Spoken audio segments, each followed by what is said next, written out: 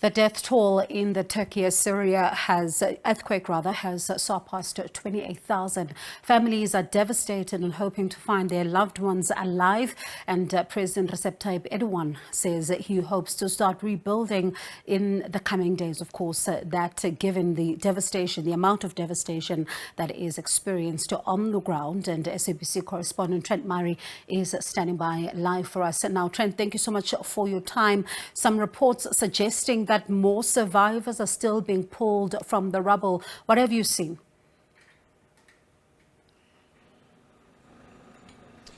Yeah, that's right. We understand those rescue operations about 150 kilometres from where I am are still ongoing in Adıyaman. In the past hour or so, we've learned remarkably an 85-year-old woman has been pulled out alive. In that same city, two young sisters have also been found, and overnight we heard news that a 7-month-old baby somehow was able to make it out and is now in a hospital in a stable condition. But where I am in Malatya, sadly, it is a little bit of a different story. At this particular site, which was a big scene of activity just yesterday, the operation is now over, and it is all about trying to recover bodies. It's very difficult to describe the feeling of when a rescue operation ends. You hear the silence of the diggers no longer working. You see all of those first responders, those firefighters, those policemen and soldiers often just sitting around a bit dazed. I think they're exhausted, they're tired. Some of them even have tears in their eyes. We're talking about big, tough, grown men in many cases. I think the gravity of the situation weighs on them. They know it's over, and the sheer scale and sadness of it all sets in. But in saying that, we have just been speaking to a group of young policemen who were working here. It's been called off at this place, but they are now jumping in their car and heading down the road to Adıyaman, where they believe there still is some hope, and they think that their contribution down there may still make a difference. And Trent, they're calling it off. Is it because of the difficulties around that particular area? And are they doing so with hesitation, given the fact that there may still be some people caught in that rubble? Well, it goes by site, if that makes sense. So this particular block had 5-story apartment buildings all around it, and they've been searching here for a number of days. They use sniffer dogs, they use thermal imaging cameras, they use special acoustic equipment in order to try and pick up the faintest sound. They've been doing all of that now for the past 7 days, and after poring over this site, they say there's just not anybody else alive here. I think one of the tragic details, and it's not very nice to talk about, but it is just the reality of the ground, is that one fireman was saying they are now starting to pick up the smell of dead people, and it's obviously not pleasant, but it just gives an indication that they're not finding anyone else. Again, the sniffer dogs are here. They've really gone over this with a fine comb, but they say at this site it's now over. And I suppose it does also talk about then the difficulties when it comes to collating the numbers, because if you're now abandoning a site and moving on to another one, it then now becomes word of mouth or family members who can then come forward to be able to report others missing. That's absolutely right, and I think for that reason, tragically, we're going to see that death toll continue to climb, not just here in southern Turkey, but I think the area we really need to watch is northwest Syria, and that is because they have not had the same amount of aid and support that Turkey has. That is because of the civil war. There is no central government in control of that region, many different factions and groups controlling it, and we know because of that, the recovery and the aid getting in there has been a lot more difficult. The UN got in there quite late, they say, because of that civil war. They are now starting to arrive, but we're talking about 7 days. And so I imagine there is also switching to a rescue operation. But, you know, on this Sunday, they are still hoping potentially to find some more miracles. Maybe not at this site, maybe in some of the others where I am. They are still searching. They don't want to give up. But, you know, we have to, I suppose, be honest about the situation and understand that with each hour that passes, it's just becoming increasingly hard. And it is that honesty that also makes it difficult. It makes it a bitter pill to swallow for the family members who may still be hoping for news on their loved ones. Are they around there somewhere? There have been, I mean, certainly all throughout the week I've seen many family members keeping vigil here of these types of rescue sites at different buildings. There's not as many around here today, unfortunately, and that's probably because they've either received news that the operation is over or they understand now that they have to give up and swallow the bitter pill, as you say, of the reality that they may have lost their loved one. It's also worth noting, of course, that many of them have probably lost their home now and need to pick up the pieces of their lives trying to live somewhere else. There's emergency tents set up all around here for people that need somewhere urgent to stay. Also, Turkish Airlines, the national flag carrier here, they've been giving out free tickets to people that are affected so they can maybe jump on a flight and get out of this quake zone to stay with family or friends in a safer part of Turkey. But yeah, 7 days on, I think it's fair to say that the scale and the sadness of this situation is really starting to weigh on people. I am noticing it today. There is just a very different feeling in the air where I am. I can only imagine, Trent, and the difficulty and the toll it's taking on those rescue workers, as well as you were saying earlier on that they are showing serious signs of exhaustion. Let's talk about the babies, because you spoke about a 7-month-old, and this is another dynamic with situations like these ones. There's babies that would now be left without parents.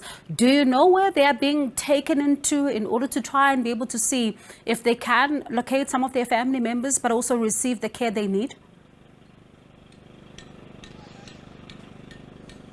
Absolutely. I mean, hospitals here are stretched but are still operating successfully, luckily. Paediatric wards are really where a lot of those children are being kept. Obviously, health being the first and foremost concern, and then child authorities are coming in to make sure that they're looked after and have what they need. In many cases, family members, perhaps from outside of the earthquake zone, distant relatives, are making contact with authorities to let them know that they can't get a hold of, their adult children, for example. If we're talking about grandparents being brought in here to look for their grandchildren. I mean, you can only imagine no grandparent would want to have to go through that. It's just absolutely heartbreaking. But we are just talking about such an enormous area which has been affected, 110,000 square kilometres that has been affected. I think I should also make a special mention of not just the big cities like this one, but we've also got so many smaller rural farming communities which are more remote and more difficult to access. We understand it's harder for them. The aid is a bit slower getting in. The government's doing its best, but just so much to do, so many people affected, and there's only so much that authorities can be stretched without reaching breaking points. So the worst disaster to hit this country in living memory, and really I think for many of them now the real work begins of trying to work out what to do for the medium and long term. And I was going to ask you about those areas, because getting to them might also be difficult given the extent of the damage that is on the ground. But let's talk about another situation that is currently unfolding as well, and that is around the president, Recep Tayyip Edogarn, who some have said the handling of the government's crisis has been poor, and he's taking a lot of criticism. Yeah, those discussions are certainly taking place. I mean, I will tell you two things. When you're on the ground here, understandably, people don't really want to talk about politics too much. And I think they're leaving that in some ways to the politicians and the media. There's certainly been a lot of the commentariat in Turkish media in recent days criticising the government. The government's defence against that criticism is, one, the scale of what's happened and just how hard it has been to reach every single pocket of every single affected community. But we have also seen criminal investigations opened here against a number of builders, both big and small, with accusations that maybe corners were cut to save money in some buildings, local earthquake codes weren't followed, and 113 arrest warrants have been issued. We even heard that a big property developer here who lost a number of buildings which were very new, only built in the past 2 years, he was actually caught trying to flee the country. He was arrested just before boarding a flight in Istanbul to Montenegro. He is now in police custody, and the government says they are going to continue to expand that criminal probe to make sure that, if corners have been cut, that those builders and developers will be held to account. And actually, just before coming on air here, we saw specialist police teams working with engineers, collecting concrete evidence and taking it away in plastic bags to form part of that investigation. And I suppose then whatever little that they're collecting is then going to be forming part of the charges that they then bring against these particular said companies or individuals. Let's talk lastly then about volunteers. Are they still getting more people to try and be able to assist? Because as you say, it's a mammoth task.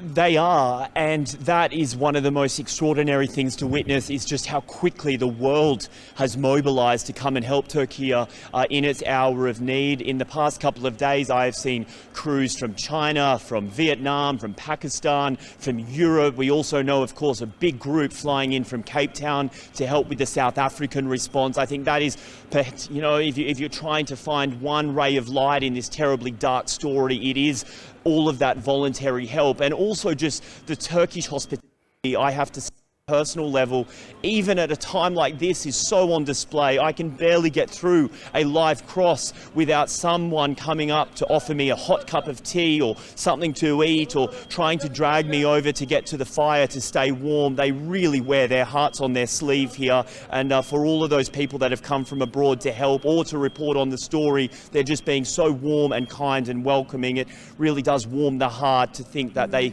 can still muster that energy to do that despite all of this upheaval and terrible sadness and chaos. And it is those acts of kindness that I suppose will keep, reporters like yourselves going on the ground, as difficult as this is. Trent, thank you so much for your time. Let's speak again then with an update. That is Trent Murray, who is on the ground for us in the Turkish city of Malatya.